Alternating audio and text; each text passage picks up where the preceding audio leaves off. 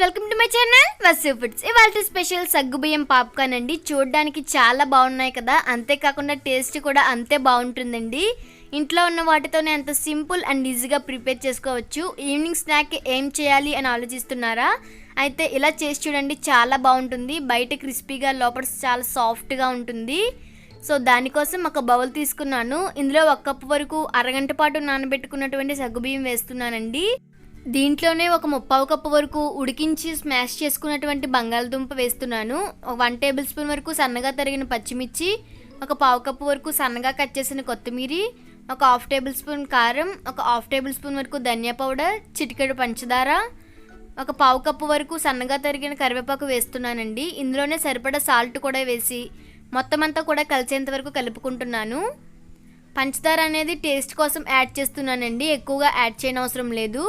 సగ్గుబియ్యం అనేవి ఎంత ఎక్కువసేపు నానితే పాప్కార్న్ అనేది అంత సాఫ్ట్గా వస్తుంది. ఇప్పుడు ఇందులో ఒక 1 టేబుల్ స్పూన్ వరకు వరిపిండి అనేది యాడ్ చేస్తున్నాను బైండింగ్ కోసం.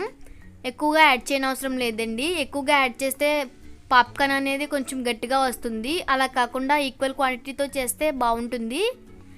సో ఇప్పుడు ఇది పక్కన పెట్టుకొని ఒక ప్లేట్లో సుజీ తీసుకుంటున్నానండి. అదే బొంబాయి రవ్వ అంటారు కదా, సో అది తీసుకుంటున్నాను. ఇప్పుడు ముందుగా ప్రిపేర్ చేసుకున్నటువంటి మిశ్రమాన్ని కొద్దిగా తీసుకుంటూ ఇక్కడ చూపించిన విధంగా చేసుకోవాలండి. మీరు కావాలంటే రౌండ్గా కూడా చేసుకోవచ్చు, మీకు నచ్చిన షేప్లో చేసుకోవచ్చండి. కానీ ఇలా చేస్తే పర్ఫెక్ట్గా ఉంటుంది. చూసారు కదా, ఇక్కడ చూపించిన విధంగా ఆ బాల్స్ని ఇలా కోట్ చేసుకోవాలండి. మీకు నచ్చిన షేప్లో చేసుకోవచ్చు. ఇలా మొత్తం అన్నిటిని కూడా ప్రిపేర్ చేసుకొని పక్కన పెట్టుకుంటున్నాను.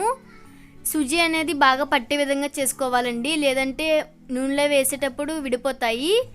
ఇప్పుడు వేడిగా మరిగిన నూనెలో ఇలా వేస్తున్నాను. నూనె అనేది ఎక్కువగా మరగకూడదండి, ఎక్కువగా మరిగినట్లయితే వేసిన వెంటనే మాడిపోతుంది. మీడియం ఫ్లేమ్లోనే ఎంత ఎక్కువసేపు వేయించుకుంటే అంత బాగుంటుందండి. లైట్ గోల్డెన్ బ్రౌన్ కలర్ వచ్చేంత వరకు వేయించుకోవాలి, ఎక్కువగా వేగనవసరం లేదు. వేసిన వెంటనే కలపకూడదండి, ఒక 5 నిమిషాల పాటు అలా కలపకుండా ఉంచేయండి. చూసారు కదా, ఒక 5 నిమిషాల తర్వాత ఇలా గరిటె పెట్టుకొని మొత్తం అంతా కూడా కలిసేంత వరకు కలుపుకోవాలి. ఇక్కడ నాకు ఒక 10-15 నిమిషాల తర్వాత ఈ కలర్లోకి వచ్చాయండి. ఎలా వచ్చాయంటే పాప్కార్న్ అనేది రెడీ అయిపోయినట్టే. చూసారు కదా ఎంత పర్ఫెక్ట్గా వేగాయో. ఇలా ఉంటే సరిపోతుందండి. ఇప్పుడు వేడివేడిగా సర్వ్ చేసుకోవడమే.